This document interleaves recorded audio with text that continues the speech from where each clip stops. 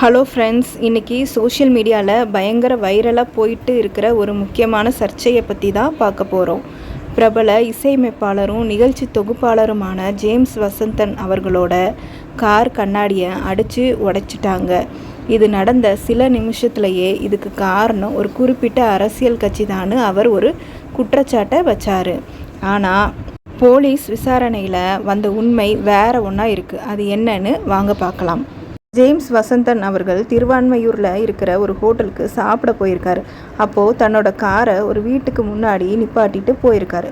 சாப்பிட்டு வந்து பார்த்தப்போ காரோட கண்ணாடி கல்லால் அடித்து உடச்சிருக்காங்க. அதை பார்த்துட்டு அவர் அதிர்ச்சியாக இருக்கார். உடனே அவர் தன்னோட ட்விட்டர் பக்கத்தில் தாவேகா, அதாவது தமிழக வெற்றி கழகம் கட்சியுடைய தற்குறி தொண்டர்கள் தான் இதை பண்ணியிருப்பாங்கன்னு ஒரு கருத்தை பதிவு பண்ணார். ஏன்னா சமீபத்தில் ஒரு நிகழ்ச்சியில் அவர் அந்த கட்சியை விமர்சனம் பண்ணி பேசினனால தான் அந்த கோபத்தில் அவங்க தான் அப்படி பண்ணாங்கன்னு அவர் நம்பினார்.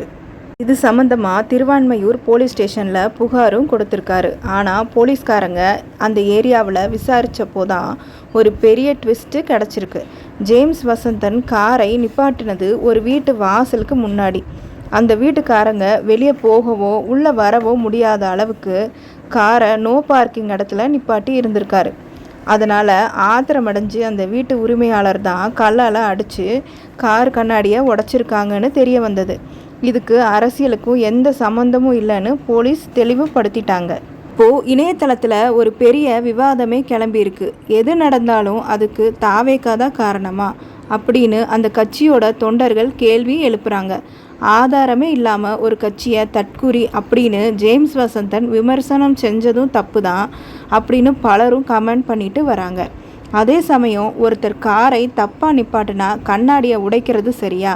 சட்டப்படி நடவடிக்கை எடுக்காமல் இப்படி செஞ்சது அந்த வீட்டுக்காரங்களோட தப்புன்னு இன்னொரு தரப்பு சொல்லுது.